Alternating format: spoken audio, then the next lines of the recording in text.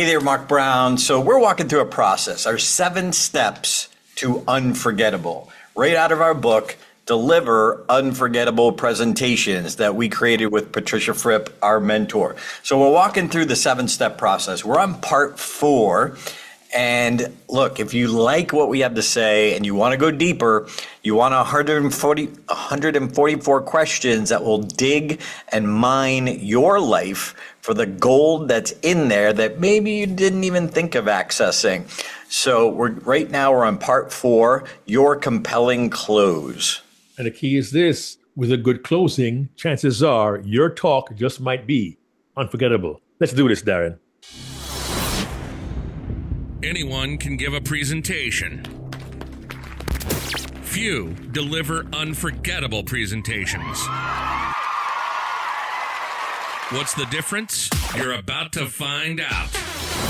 Welcome to the Unforgettable Presentations Podcasts with your hosts, world champion speakers and coaches Mark Brown. Your life tells a story, and there's someone out there who needs to hear it. And Darren LaCroix. Stage time, stage time, stage time. Ready for some powerful presentation ahas? Let's dive right in.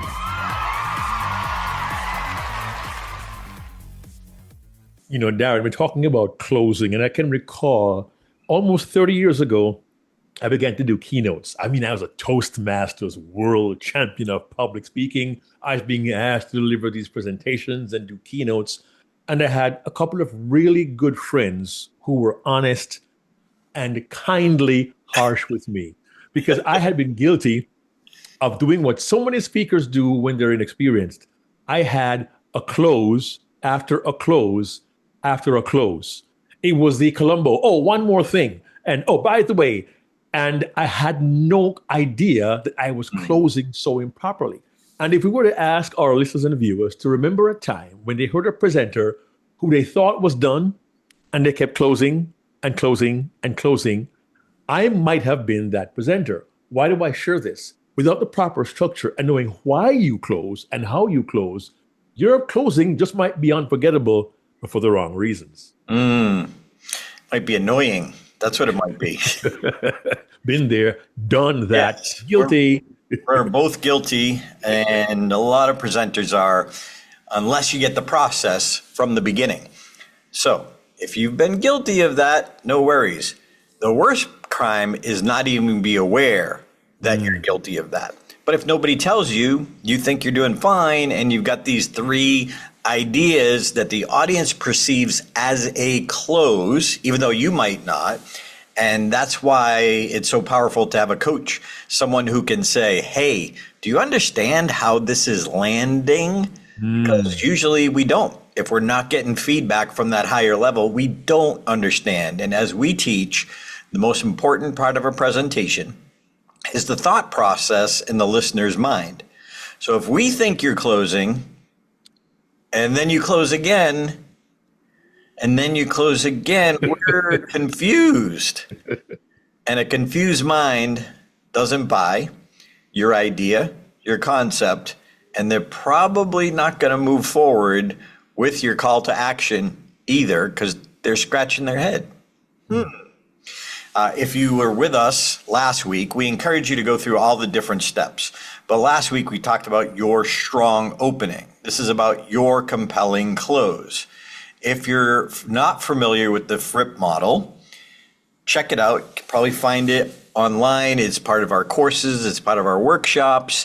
The Patricia Fripp speech model. If you're watching the YouTube version, you're seeing it right now. If you're just listening, picture this amazing world-class concept. There's a gray bubble at the top, which symbolizes your opening. There's a gray bubble at the bottom, which is your strong close, your compelling close. But what you may not see, even if you're listening and seeing, is there's a thin gray arrow that goes from your compelling close pointing up to your strong opening.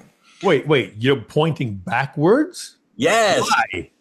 Yes, because the open and close work together. Often they're a sandwich. but they're much more than a sandwich. There's got to be a lot of meat in the middle. But we say that one of the important elements is getting clear on your premise.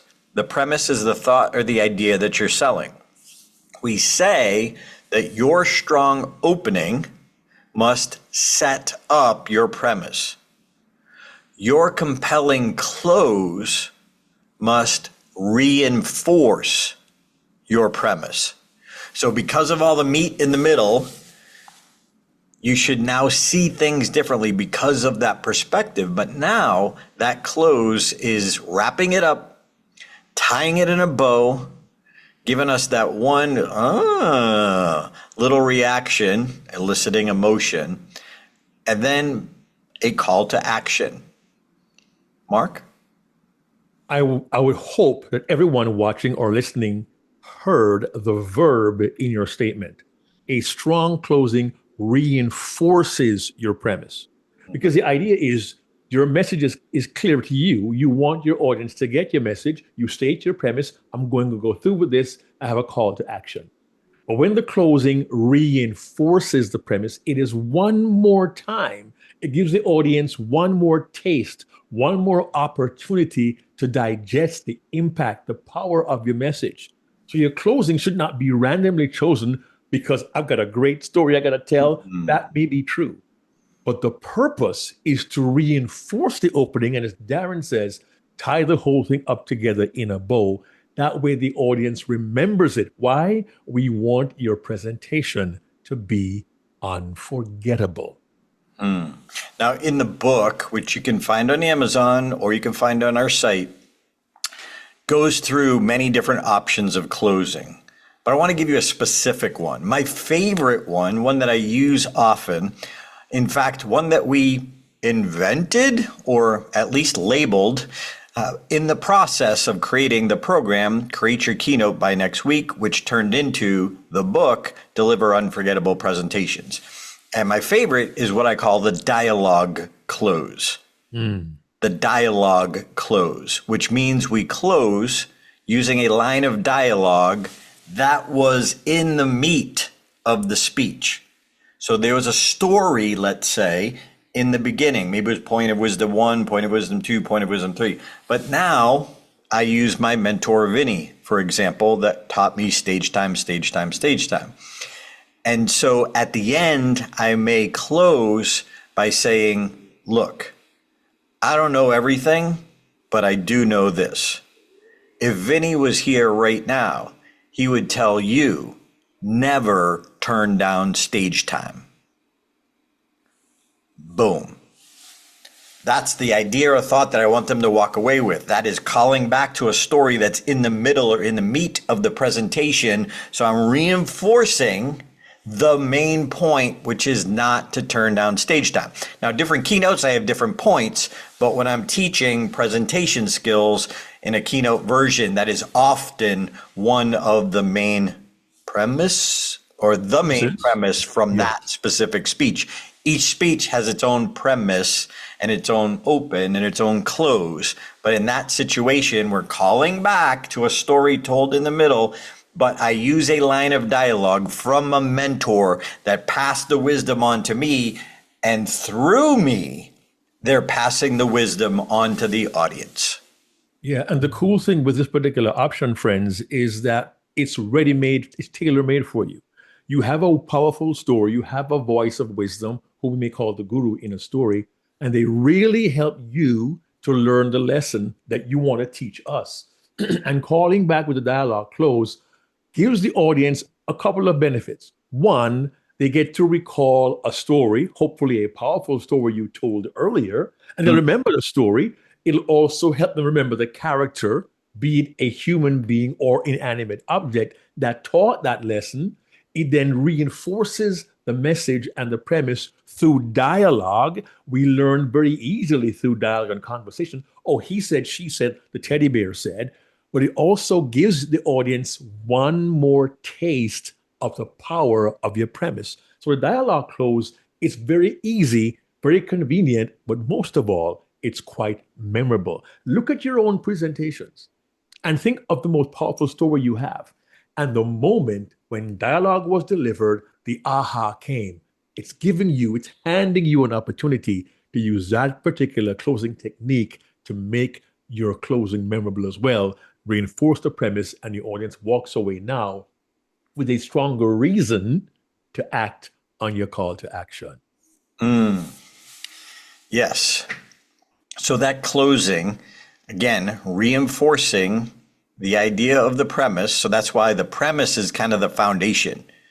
We can't just create a closing if we don't know what we're reinforcing.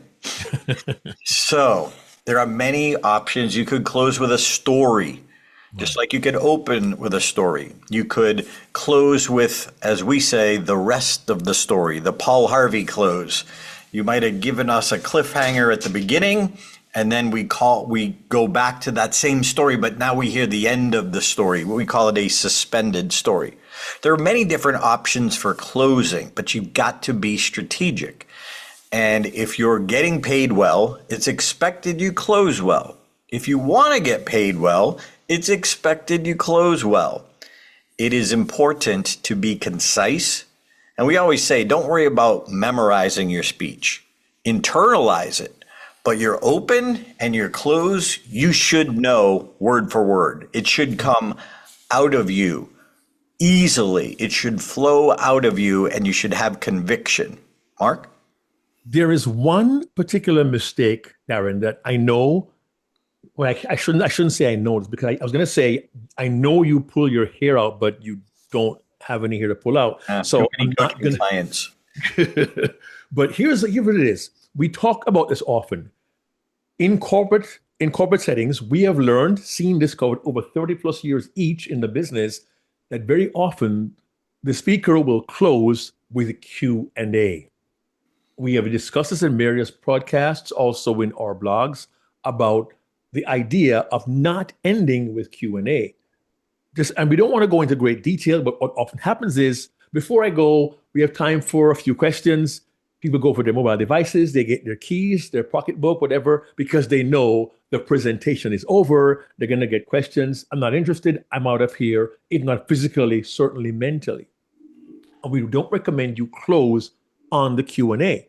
You may have questions. You can certainly have a time of Q&A, but always preface the Q&A with the idea you have one more thought, one more point, one more key, one more technique that will make this all make sense. But to honor them, you have, about 8 minutes for questions, whatever the case may be. But after Q&A, you must leave them with that final thought, a compelling thought that will make your closing memorable.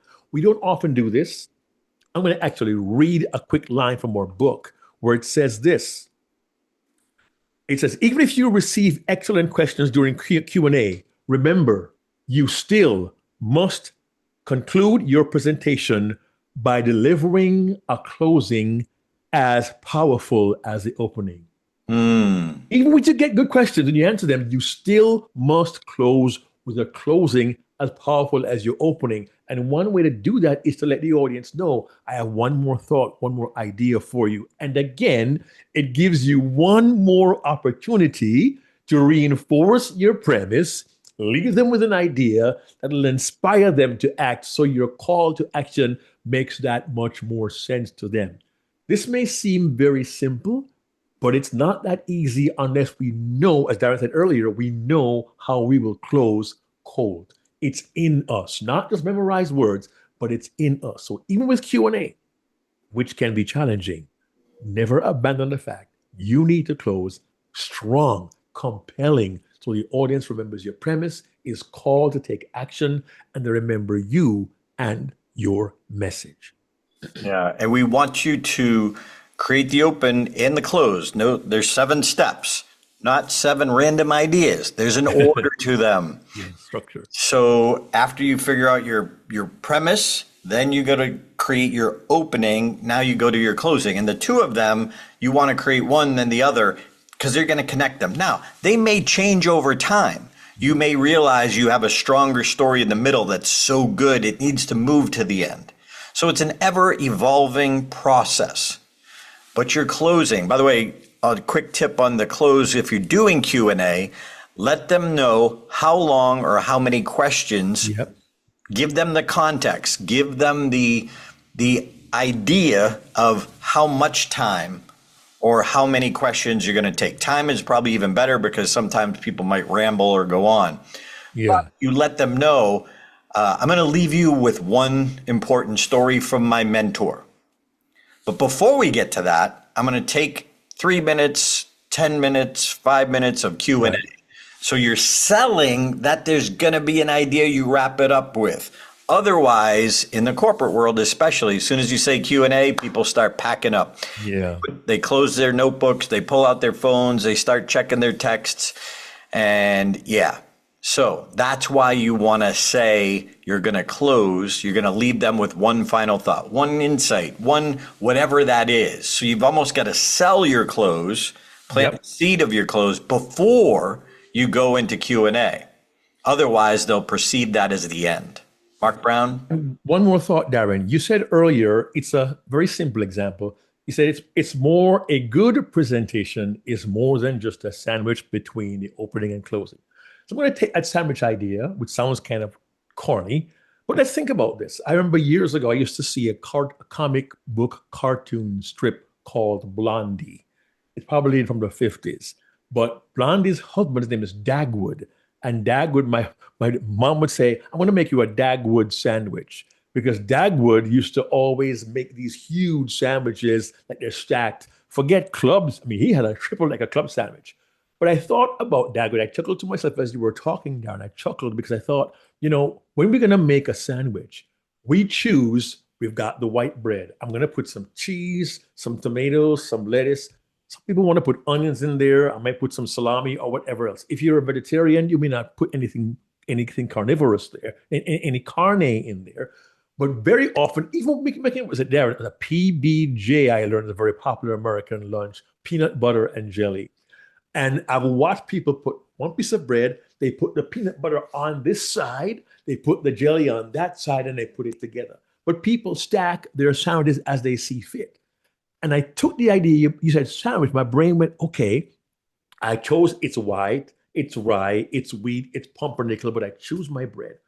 I choose to layer with my points of wisdom and supporting evidence, but I do it deliberately. Some people don't want tomatoes and meat together. They want tomato, then lettuce, then meat. That's fine. But notice you take time to structure how you put your sandwich together, and that last piece goes on top. You kind of smush it down, and you're like, it's ready. It's a silly example, but it's a principle there. There's a structure to the way you make your sandwich. In the same way, is a structure to the way we talk about putting your presentation together. And you carefully put that last piece on, and you go, I cut it across diagonally. I've just made the perfect sandwich. In the same way, you carefully decide what bread. I'm going to go with wheat bread. You get what? 2 pieces of wheat bread first. Darren says, get your opening and get your closing. They have to be coordinated. Very few people go with wheat and pumpernickel to make a sandwich. You choose those 2 pieces of bread first. We're saying, even though it's step 4, your closing has to be connected that closely to your opening. Think of your sandwich. Have the bread first. You get the bread out, you put it down first, then you collect your ingredients. It's a similar process. Sounds simple or sounds trite, but done well, you will literally construct your unforgettable presentation by putting it together where the closing reinforces the opening, and you go, this is one nice sandwich. And that for you is one unforgettable presentation. So if you open with a rhetorical question, consider, doesn't mean it's the perfect close, but consider maybe you revisit that question. Right. But now you answer it differently. Maybe you reinforce part of it from the middle that answers that rhetorical question in a more concise, premise reinforcing way. Yeah. It could be a challenge. It could be a challenging statement. You offer it at the beginning. You offer the challenge, but after your presentation, you say, "Now, can you then now do or fulfill this challenge?" Because it connects the opening to the close. There's so many. Please go to get the book. Look at our different options for closing and see how this fits very, very well. And I'm telling you, once you get accustomed to doing this, you'll feel as if, yeah, I've built this speech in the right way, and the audience is not going to forget it. That's what it takes. You need that compelling close that is reinforcing your opening to make this whole presentation unforgettable. I encourage you to go back to part 1, 2, and 3 and get the book if you want to go more deeply into your life, to mine your life and your stories. The first time you go through it may be a little overwhelming because you're being introduced to a world-class process. But once you get it, you'll think this way and you'll be able to create better presentations more quickly. Most importantly, you'll realize the parts that are going to help make it unforgettable. So join us next week for part 5. Hey there, this is Darren LaCroix. Thanks for checking out this podcast episode on YouTube. If you want all of them, not every one is on YouTube, check out your favorite podcast platform so you don't miss an episode. Keep being a sponge so you can be unforgettable.